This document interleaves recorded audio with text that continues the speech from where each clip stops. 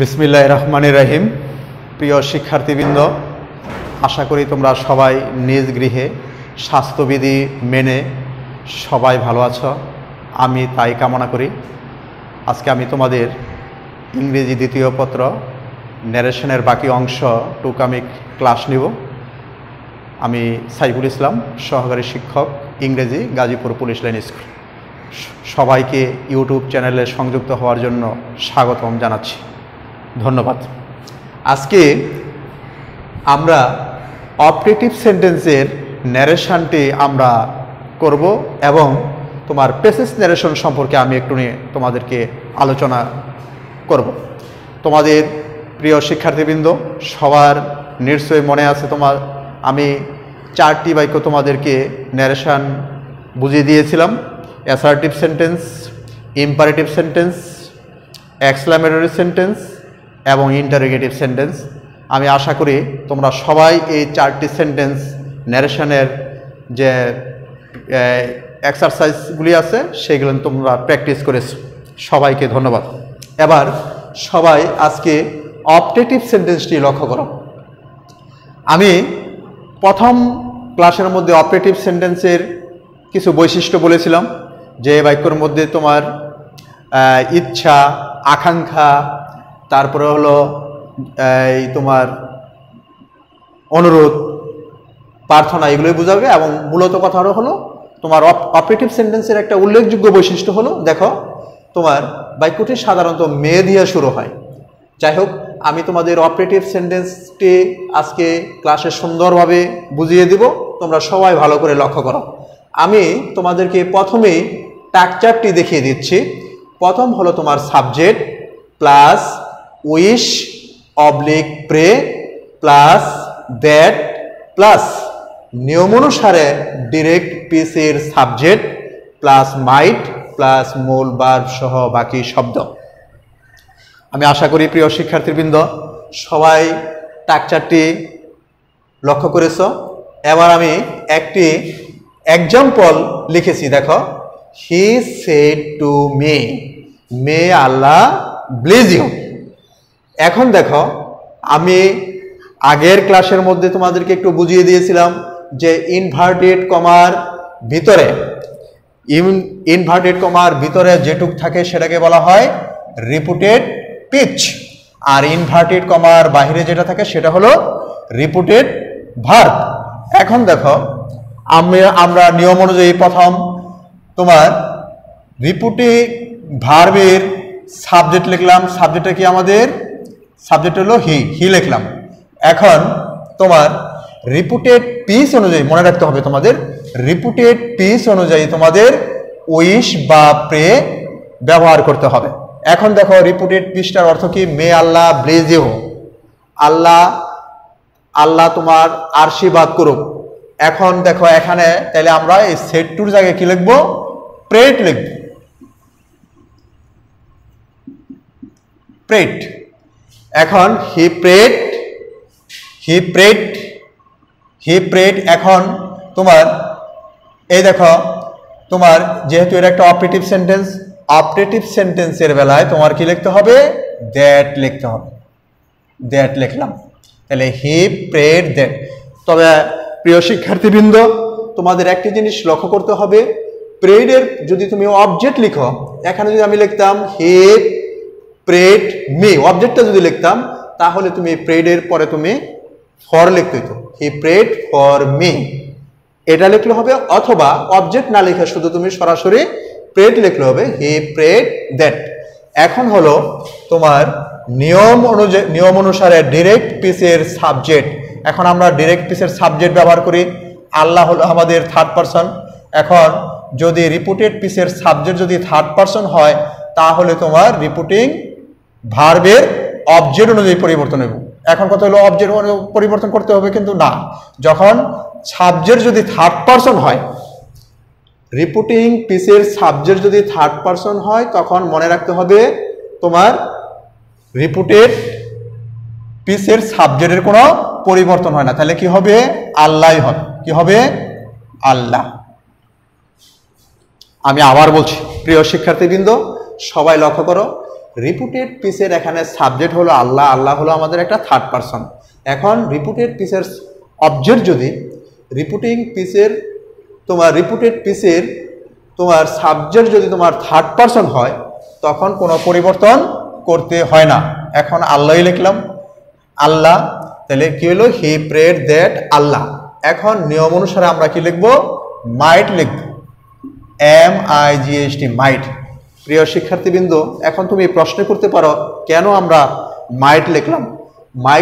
মাইট হলো তোমার মেয়ের পাস্ট ফর্মকে মাইট, তাহলে আল্লাহ মাইট। এখন দেখো রিপুটিং পিসের তোমার অবজেক্ট আছে তোমার সেকেন্ড পারসন। যদি রিপুটেড পিসের অবজেক্ট যদি সেকেন্ড পারসন হয় তাহলে রিপুটিং ভার্বের সাবজেক্ট অনুযায়ী পরিবর্তন হলো। তাহলে ইউ আর মে, তাহলে মিলে কি হবে? ইউ আর মে কি হবে বলতো? He prayed that Allah might bless me. তাহলে কি দাঁড়ালো? He prayed that Allah might bless me. আমি আবার তোমাদের সুন্দরভাবে বুঝিয়ে দিচ্ছি। দেখো, প্রথম হলো রিপুটিং ভার্বের সাবজেক্ট হি লিখলাম। এখন রিপুটেড পিসের অর্থ অনুযায়ী তুমি প্রেড বা উইশ লিখবে। এখন যেহেতু মে আল্লাহ ব্লেস ইউ, আল্লাহ তোমার আশীর্বাদ করুক, এখানে সে তোমার কি করছে? প্রার্থনা করছে, তাহলে হি প্রেড লিখলাম। এখন যেহেতু তোমার অপারেটিভ সেন্টেন্স, এই জন্য আমাদের লিঙ্কার লিখলাম দ্যাট। Very good. এখন রিপুটেড পিসের সাবজেক্ট যেহেতু তোমার আছে আল্লাহ, আল্লাহ হলো থার্ড পারসন যদি থাকে রিপুটেড পিসের তোমার সাবজেক্ট তাহলে কোনো পরিবর্তন হয় না। গুড। এখন দেখো মে হইলো তোমার প্রেজেন্ট ফর্ম, তার পাস্ট ফর্ম হলো মাইট। এখন মনে রাখতে হইব যে can, could, may, might, should, would এগুলো মডাল অক্সিলারি। তো মডাল অক্সিলারির পর কখনো ভার্বের কোনো পরিবর্তন হয় না। অতএব ব্লিজই রইল, অর্থাৎ ভার্বের বেস ফর্মে রইল। তারপরে হচ্ছে ইউ হইল আমার সেকেন্ড পারসন থাকলে কিসের সাথে পরিবর্তন হবে? রিপুটিং ভার্বের তোমার অবজেক্টের সাথে পরিবর্তন হবে। তাহলে ইউ আর মি মিলে কি হলো? মে। তাহলে কি দাঁড়াইলো? He prayed that Allah might bless me. Thank you. বা সেন্টেন্সটা অন্যভাবে লিখতে পারতাম আমরা, ওই যে বলছিলাম যদি অবজেক্ট ব্যবহার করে লিখতে পারতাম তাহলে হয়তো কি he prayed for me that Allah might bless me. এবার দেখো, she said to the girl may you be happy. তাহলে কি হবে? শি সেড টু দ্য কি লিখবো আমরা? Wished the girl. তাহলে শি উইশ দ্য গার্ল, তারপরে কি লিখবো? যেহেতু অপারেটিভ সেন্টেন্স আমাদের লিঙ্কার হবে কি? দ্যাট। তাহলে she wish the girl that. এখন আমাদের তোমার সাবজেক্ট পরিবর্তনের নিয়ম। তাহলে ইউ হইলো আমাদের সেকেন্ড পারসন হলে কি হবে প্রিয় শিক্ষার্থীরা? তাহলে আমাদের রিপোর্টিং ভার্বের অবজেক্ট অনুযায়ী পরিবর্তন হবে। ইউ আর দি গার্ল মিলা কি হবে? শি। তাহলে she wish the girl that.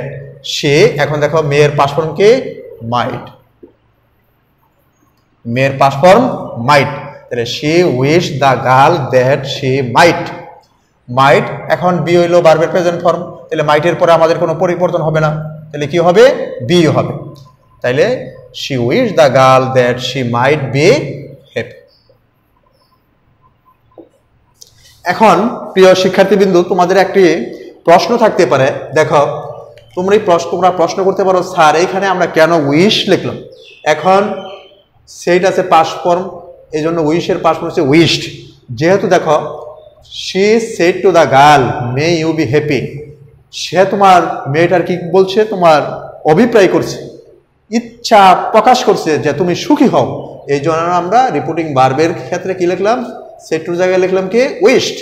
তাহলে she wished the girl that she might be happy। আমি নিশ্চয়ই বিশ্বাস করি তোমরা অপারেটিভ সেন্টেন্সটি ভালোভাবে বুঝতে পেরেছো প্রিয় শিক্ষার্থীবৃন্দ। এবার আমি প্রথম ক্লাসের মধ্যে একটি কথা বলেছিলাম তোমাদের যে এই প্যাসেজ ন্যারেশন তোমাকে ভালো করে পারতে হলে তোমাদের সেন্টেন্স ন্যারেশনগুলি অবশ্যই ভালোভাবে চর্চা করতে হবে।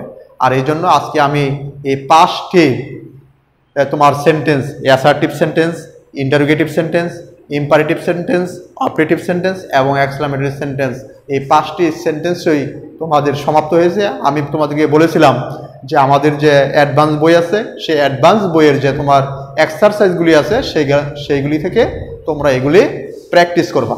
প্রিয় শিক্ষার্থীবৃন্দ, আজকে আমরা তোমাদের আরেকটা জিনিস মনে রাখতে হবে, তোমাদের পরীক্ষার মধ্যে অবশ্যই প্যাসেজ ন্যারেশন আসবে। তো আমরা এই সেন্টেন্স ন্যারেশনগুলি করেছি তোমাদের ভালোভাবে বোঝার জন্য। প্রিয় শিক্ষার্থীবৃন্দ, এখন দেখো সবাই প্যাসেজ ন্যারেশনটি তোমরা সবাই লক্ষ্য করো।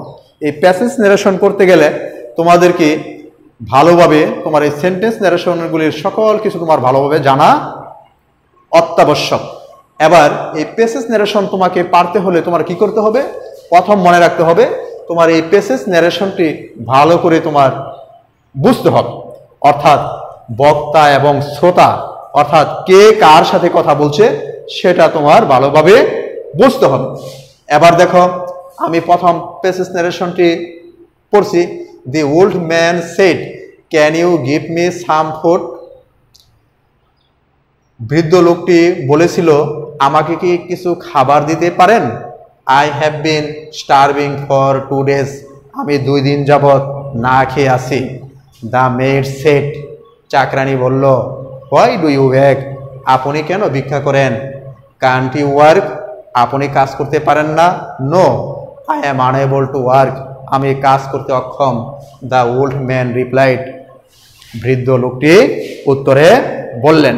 প্রিয় শিক্ষার্থীবৃন্দ, তোমরা নিশ্চয়ই বুঝতে পারছো এখানে বক্তা হলো দ্য ওল্ড ম্যান এবং শ্রোতা হলো দ্য মেড। দ্য মেড মানে তোমার চাকরানি। এখন আমরা বুঝতে পারছি, বক্তা এবং শ্রোতা নির্ণয় করতে পারছি। আমরা তাইলে এবার স্বাভাবিক নিয়মে তোমার চলে যাই। সেটা হলো দেখো, দা প্রথম লিখলাম the old man, man can you give me some food, এই বাক্যর শেষে তোমার প্রশ্নবোধক চিহ্ন আছে। অবশ্যই আমাদের তাহলে আমরা বুঝতে পারছি এটি একটা তোমার ইন্টারোগেটিভ সেন্টেন্স। আর ইন্টারোগেটিভ সেন্টেন্সের বেলায় তোমার রিপোর্টিং বা ভার্বের ক্ষেত্রে কি হয় প্রিয় শিক্ষার্থীরা? আস্কড হয়। তাহলে আস্কড লিখলাম, দ্য ওল্ড ম্যান আস্কড। এখন তোমার শ্রোতা হলো দ্য মেড, তাহলে অবজেক্ট হলো দ্য মেড, দ্য মেড। এইটুকু আমি আবার বলছি, বক্তা হলো সাবজেক্ট দ্য ওল্ড ম্যান, আর যেহেতু interrogative can you give me some food, বাক্যর শেষে একটা প্রশ্নবোধক চিহ্ন আছে, এটা একটা ইন্টারোগেটিভ সেন্টেন্স, এই জন্য আমরা রিপোর্টিং ভার্বের ক্ষেত্রে লিখবো আস্কড। তারপর অবজেক্ট হলো দ্য মেড অর্থাৎ শ্রোতা। এইটুকু আমরা বুঝতে পারছি, the old man asked the maid. এখন দেখো, can you give me some food, আমাকে কি কিছু খাবার দিতে পারেন? এই বাক্যর মধ্যে সবাই লক্ষ্য করো আমাদের কোনো ডব্লিউএস কোশ্চেন নেই, অতএব আমরা এখানে কি লিখবো? যেহেতু ডব্লিউএস কোশ্চেন নেই এই জন্য আমাদের লিঙ্কার হবে ইফ। আর যদি প্রিয় শিক্ষার্থীবৃন্দ যদি আমাদের ডব্লিউএস কোশ্চেন থাকতো, অর্থাৎ বাক্যের শুরুতে what, which, when, how, home, তাহলে আমরা ওই ডব্লিউএস কোশ্চেনই লিখতাম। যেহেতু নাই অতএব আমরা কি লিখলাম? ইফ। আর ইফটা হলো আমাদের কি একটা লিঙ্কার। গুড। এখন আমরা রিপোর্টেড পিসের তোমার সাবজেক্ট পরিবর্তন করি। দেখো সাবজেক্টটা হলো তোমার ইউ হলো আমার কে সেকেন্ড পারসন, তাহলে সেকেন্ড পারসন থাকলে কার সাথে পরিবর্তন হবে প্রিয় শিক্ষার্থীবৃন্দ? আমাদের রিপোর্টিং ভার্বের সাবজেক্ট অনুযায়ী পরিবর্তন হবে। দা ওল্ড ম্যান তাহলে কি হইব? ইফ। তাহলে কি হইব? If he. Very good. এখন দেখো সবাই, ক্যান হলো আমাদের একটা মডাল অক্সিলারি, তাহলে ক্যান হলো আমাদের প্রেজেন্ট ফর্ম, তার পাস্ট ফর্ম কি? কুড। গুড, কুড লিখলাম। তাইলে দি old man asked the maid if he could. তারপরে দেখো যেহেতু মডাল অক্সিলারি, তাহলে তোমার মডাল অক্সিলারির পরে ভার্বের কোনো পরিবর্তন হবে না, তাহলে গিভ হইল। তাহলে the old man asked the maid if he could give, give. এখন দেখো মি হইল আমার তোমার ফার্স্ট পারসন, তাহলে ফার্স্ট পারসন থাকলে কার সাথে পরিবর্তন হবে? তোমার কার সাথে পরিবর্তন হইব? রিপোর্টিং ভার্বের তোমার রিপোর্টিং ভার্বের কার সাথে পরিবর্তন হবে? রিপোর্টিং ভার্বের তোমার সাবজেক্টের সাথে পরিবর্তন হবে। কার সাথে পরিবর্তন হবে? সাবজেক্টের সাথে। তাহলে সাবজেক্টটা কি? তাহলে দ্য ওল্ড ম্যান, তাহলে কি হইব? if she could give him some food। আমি আবার তোমাদেরকে সুন্দরভাবে বলছি, দেখো প্রথম হলো বক্তা দি ওল্ড ম্যান, যেহেতু ইন্টারোগেটিভ সেন্টেন্স এই জন্য আস লিখলাম, আর অবজেক্টটা হলো আমাদের শ্রোতা দ্য মেট গোট, আর ইফটা হলো আমাদের যেহেতু ইন্টারোগেটিভ সেন্টেন্স সেই জন্য আমাদের লিঙ্কার ইফ। এখন দেখো তোমার ইউ হইলো তোমার সেকেন্ড পারসন, তাহলে সেকেন্ড পারসন থাকলে কি হইব? তোমার রিপোর্টিং ভার্বের অবজেক্টের সাথে পরিবর্তন হবে। তাহলে কি হইব? দ্য মেট, তাহলে দ্য মেট, তাহলে অবজেক্ট দ্য মেট, তাহলে কি হলো? শি। তাহলে ইফ শি কুড গিভ, আর হইলো ইউ হইলো তোমার মি হইলো ফার্স্ট পারসন, ফার্স্ট পারসন থাকলে কি হইব? রিপোর্টিং ভার্বের সাবজেক্টের সাথে পরিবর্তন। তাহলে দ্য ওল্ড ম্যানের কি হবে? তোমার হিম সাম ফুড। এখন দেখো I have been starving for 2 days। আমি 2 দিন যাবত না খেয়ে আছি। এখন দেখো প্রিয় শিক্ষার্থীবৃন্দ, এই যে I have been starving for 2 days, আমি 2 দিন যাবত না খেয়ে আছি, অর্থাৎ বক্তার কথা যদি মনে রাখতে হবে, এটা হলো তোমার প্যাসেজ ন্যারেশনের একটি নিয়ম। বক্তার কথা যদি পরপর থাকে তাহলে কি হবে? অ্যাডেড। কি হবে? অ্যাডেড। তাহলে কি লিখলাম আমি? তাহলে বক্তা হলো তোমার হি লিখলাম, আর অ্যাডেড ADDED অ্যাডেড। এখন প্রিয় শিক্ষার্থীবৃন্দ, তোমরা এখন প্রশ্ন করতে পারো, স্যার এখানে অ্যাডেড কেন লিখলেন? আমি একটু আগে বলছি তোমাদের যে বক্তার কথা যদি পরপর, দেখো বক্তা দুটি কথা পরপর বলছে, একবার বলছে can you give me some food, আমাকে কি কিছু খাবার দিতে পারেন? আবার বক্তা আবার বলছে I have been starving for 2 days, আমি 2 দিন যাবত না খেয়ে আছি। অর্থাৎ বক্তার কথা যদি পরপর থাকে তখন তোমার কি করতে হবে? অ্যাডেড লিখতে হবে। আর যেহেতু তোমার এটা একটা I have been starving for 2 days, এটা একটা অ্যাসার্টিভ সেন্টেন্স, এই জন্য আমাদের লিঙ্কার হবে কি? দ্যাট। অ্যাসার্টিভ সেন্টেন্সের লিঙ্কার হয় কি? দ্যাট। He added that. এখন আই হইল তোমার ফার্স্ট পারসন, তাহলে ফার্স্ট পারসন থাকলে কার সাথে পরিবর্তন হইব? রিপোর্টিং ভার্বের সাবজেক্টের সাথে। তাহলে সাবজেক্টটা কি? হি। গুড। এখন I have been starving for 2 days, আমি 2 দিন যাবত না খেয়ে আছি। এখন যদি তোমার প্রেজেন্ট পারফেক্ট কন্টিনিউয়াস টেন্স হয় তাহলে কি হয়ে যাবে? Past perfect continuous. তাহলে he had been starving, STARVING, starving for 2 days। তাহলে কি দাঁড়ালো? He added that he had been starving for 2 days। এটি সবাই বুঝতে পারছো। তারপরে দেখো the maid said why do you beg. তোমরা নিশ্চয়ই বুঝতে পারছো ওই চাকরানি তোমার ওই বৃদ্ধ লোকটা কি বলছে, আপনি কেন ভিক্ষা করেন? তাইলে এখানে তোমার কি লিখবো আমরা? The made subject, the made কাকে বলছে? যেহেতু ইন্টারোগেটিভ সেন্টেন্স এই জন্য আমরা কি লিখবো? আস্কড। কাকে বলছে? তোমার ওই বৃদ্ধ লোকটাকে বলছে, হিম। তাইলে দ্য মেড আস্কড হিম। এখন দেখো সবাই হোয়াই ডু ইউ ব্যাক, এখানে হোয়াই হলো তোমার একটা ডবলএস কোশ্চেন, তাহলে আমরা হোয়াই লিখলাম, হোয়াই। তারপরে ডু, এই ডু থাকাতে বুঝছি আমরা এটা একটা প্রেজেন্ট ইনডেফিনিট টেন্স, ঠিক আছে।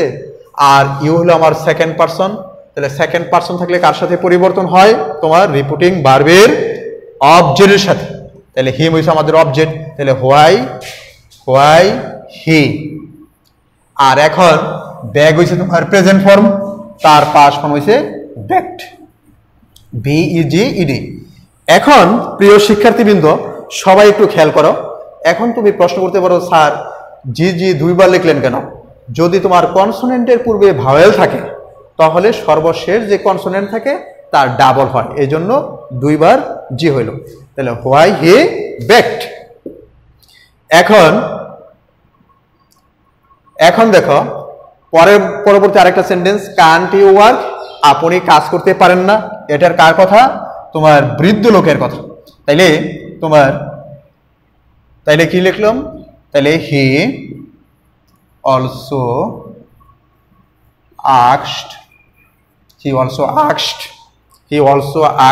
দেখো প্রিয় শিক্ষার্থীবৃন্দ, দেখো কান্ট ইউ ওয়ার্ক, আপনি কাজ করতে পারেন না, এই বাক্যের মধ্যে আমাদের তোমার ডব্লিউএস কোশ্চেন নাই, অতএব আমরা কি লিখবো?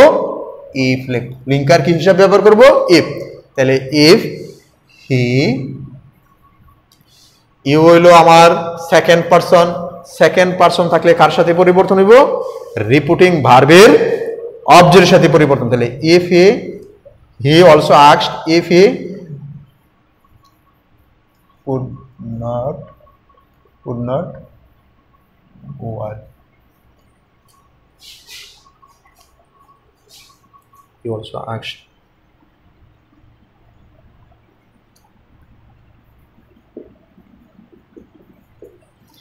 তারপর দেখো সর্বশেষ sentence, no I am unable to work, the old man replied. তাহলে কি হলো? The old man replied. মনে রাখতে পারো, নো থাকলে তোমার in the negative,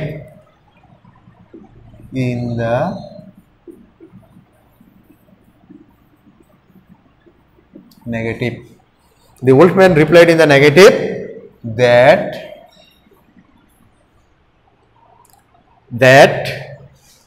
he was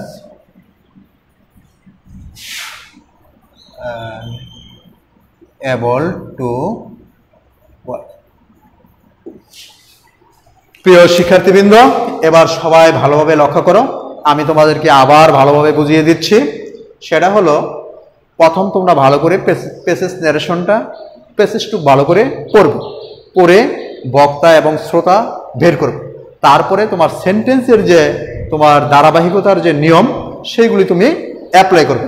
এবার দেখো, the old man said can you give me some food. তাহলে the old man asked the maid if she could give him some food. এখন সবাই দেখো, ইফ হলো আমাদের একটা লিঙ্কার, ইন্টারোগেটিভ সেন্টেন্সের মধ্যে আমাদের লিঙ্কার হয় ইফ, অতএব আমি ইফ লিখলাম। এখন তুমি প্রশ্ন করতে পারো, স্যার সি কিভাবে আসলো? দেখো, ইউ হলো আমার সেকেন্ড পারসন, যদি রিপিটিং পিসের সাবজেক্ট যদি সেকেন্ড পারসন হয়, তাহলে তোমার রিপিটিং ভার্বের অবজেক্ট অনুযায়ী পরিবর্তন হবে। তাহলে ইউ আর দ্য মেড মিলা কি হলো? সে। এখন তোমার ক্যান আছে প্রেজেন্ট ফর্ম, তার পাস্ট ফর্ম হচ্ছে কুড। আর মনে রাখতে কুডের পর তোমার ভার্বের কোনো পরিবর্তন হয় না, অতএব গিভ ভার্ব, এই গিভ হই লিখলাম। তাহলে কুডের পরে ভার্বের কোনো পরিবর্তন হয় না, গিভ। এখন মি হইল ফার্স্ট পারসন, তাহলে ফার্স্ট পারসন থাকলে কি হইব? রিপিটিং ভার্বের সাবজেক্ট অনুযায়ী পরিবর্তন। তাহলে দ্য ওল্ড ম্যানের, তাহলে সাবজেক্টটা কি হইব? হিম। তারপরে বাকি অংশ সাম ফুড। আবার দেখো, I have been starving for 2 days, আমি 2 দিন যাবৎ না খেয়ে আছি। তাহলে কি হইল? যে বক্তার কথা যদি পরপর থাকে, তাহলে তোমার কি হইব? সাবজেক্ট প্রথম লিখলাম, তারপর অ্যাডেড, তারপরে হলো কি তোমার লিঙ্কার হবে, যেহেতু অ্যাসার্টিভ সেন্টেন্স এই জন্য লিঙ্কার হবে দ্যাট। তারপরে কি হবে? তোমার আই হইল ফার্স্ট পারসন থাকলে কি হইব? রিপিটিং ভার্বের সাবজেক্ট অনুযায়ী পরিবর্তন, তাহলে হি। আর যেহেতু সেন্টেন্সটা তোমার I have been starving for 2 days, তোমার সাবজেক্টের পর যদি হ্যাভ বিন বা হ্যাজ বিন থাকে এবং মূল ভার্বের শেষে আইএনজি থাকে, তোমরা নিশ্চয়ই সবাই জানো, সেটা হলো প্রেজেন্ট পারফেক্ট কন্টিনিউয়াস টেন্স। তাহলে প্রেজেন্ট পারফেক্ট কন্টিনিউয়াস টেন্সটা কি হয়ে যাবে? Past perfect continuous. তাইলে I have been starving for 2 days, the maid said, চাকরানি বলল, হোয়াই ডু ইউ বেগ, আপনি কেন ভিক্ষা করেন। তাহলে কি দি মেড হলো আমাদের সাবজেক্ট, তাহলে সাবজেক্ট লিখলাম দ্য মেড, আর সেড হলো সেড থাকাতে আমরা কি লিখলাম? আস্কড। এখন কাকে বলছে? ওই বৃদ্ধ লোকটাকে বলছে, হিম মানে বৃদ্ধ লোক। তারপরে যেহেতু ডব্লিউএস কোশ্চেন আছে, আমরা ডব্লিউএস কোশ্চেন লিখলাম। তারপরে তোমার অবজেক্ট পরিবর্তনের নিয়ম, ইউ হইলো আমাদের তোমার সেকেন্ড পারসন থাকলে কার সাথে পরিবর্তন হবে? রিপিটিং ভার্বের অবজেক্টের সাথে পরিবর্তন হবে। তাহলে হোয়াই হি ব্যাক।